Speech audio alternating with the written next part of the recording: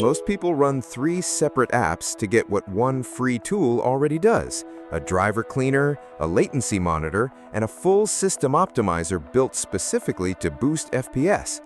That tool is WTools, and Part 1 covered the download it, set up it, and cleanup side. This is Part 2, the FPS booster half. A DPC latency tracer that names the exact driver causing your stutter, and an optimized tab genuinely built to push more performance out of your PC, with settings tagged safe, low, or situational, so you know exactly what you're trading before you touch anything. A few of these will look familiar if you've watched other videos on this channel. I'll tell you exactly which ones overlap, so you're not redoing work you've already done. Let's get into it. First, the DPC Latency tab. And this one's genuinely valuable because it doesn't just give you a number, it tells you which specific driver is causing a problem. DPC stands for Deferred Procedure Call, essentially high-priority tasks your hardware needs handled quickly. When a driver takes too long to respond to one, that delay is what shows up as stutter, audio crackling, or input lag that doesn't correlate with your FPS counter at all. In the Real-Time tab, and you'll see 3 live bars: Interrupts, DPC, and Timer DPC, each showing current microsecond latency against warning and critical thresholds you can adjust at the top. Below that, a full table lists every driver currently generating DPC or interrupt events, sorted by average and max latency, along with a total event count. Here's how to actually use this. Let it run in the background while you're experiencing stutter, then come back and sort by max. Whichever driver shows the highest max latency relative to its average is your prime suspect. In this data, something like dxgkrnl.sys, your graphics kernel driver, or a specific audio or network driver showing unusually high numbers versus the rest of the list, is exactly what you're looking for. Once you've identified it, updating or rolling back that specific driver is the actual fix. This tool's job is narrowing down which driver to focus on, not fixing it directly. Second, the Optimize tab.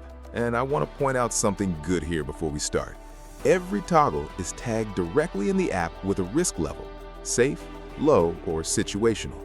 That's the app doing exactly what I try to do on this channel, telling you honestly what you're trading, not just what you're gaining. We'll go through the categories that actually affect FPS first.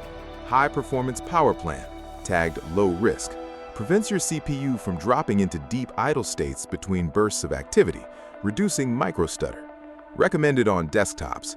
On laptops, it increases power draw and heat, so know that trade-off if you're on battery often. Disable Network Throttling, tagged Safe. If you watched my Windows Hidden Settings video, this is the same network throttling index registry value I covered there. Removes Windows' default cap on background network traffic processing, which can help ping in online games. If you've already set this manually, this toggle does the identical thing. Disable Nagel's algorithm, tagged Situational. This stops Windows from bundling small TCP packets together before sending them, which can shave a small amount of latency in specific online games. Honest caveat, straight from the app's own description, the effect is small, and a lot of games already disable this per socket on their own, so don't expect a dramatic change. Lower Reserved CPU for Background, MMCSS, tagged Low Risk. This is the system responsiveness value I also covered in that same hidden Windows settings video. Lowering it from the Windows default of 20 to 10 means more CPU gets reserved for your foreground game instead of background tasks. Same setting, same effect, just a toggle here instead of a manual registry edit. Disable Mouse Acceleration, tagged Safe. Turns off Enhanced Pointer Precision, giving you consistent one-to-one mouse movement instead of Windows dynamically altering your sensitivity based on movement speed. Genuinely essential for competitive aim consistency if you haven't already disabled this somewhere else. Third, the memory and background category. These are more modest by design, so I'll move through them quickly.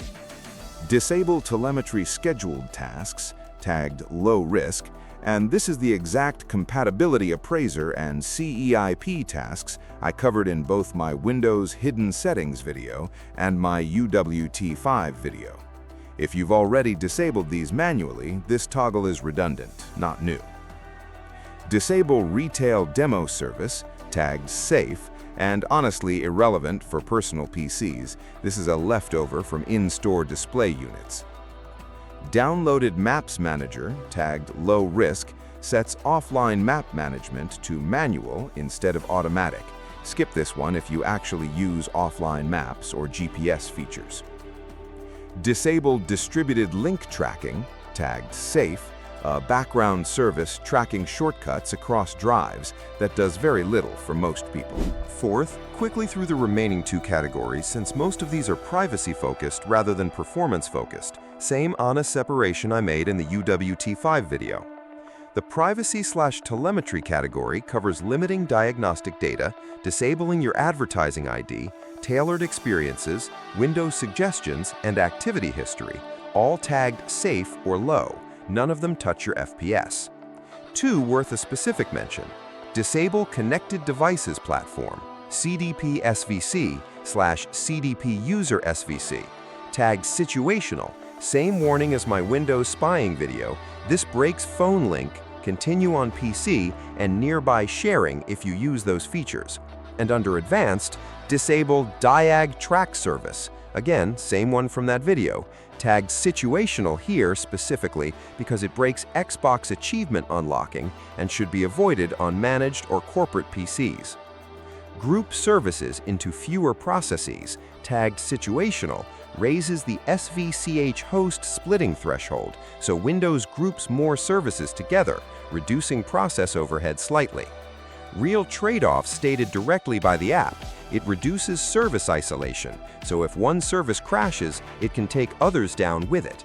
Turn this off if you notice instability after enabling it.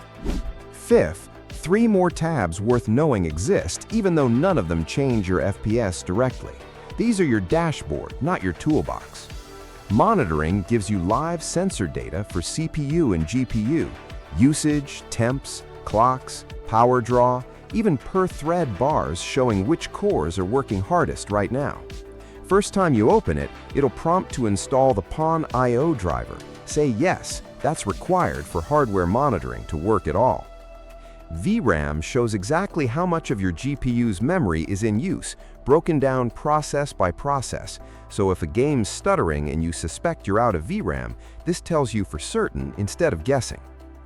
Overlay puts a live HUD in-game. FPS, frame time graphs, 1% and 0.1% lows, full CPU, GPU stats, toggled with Control-Alt-O.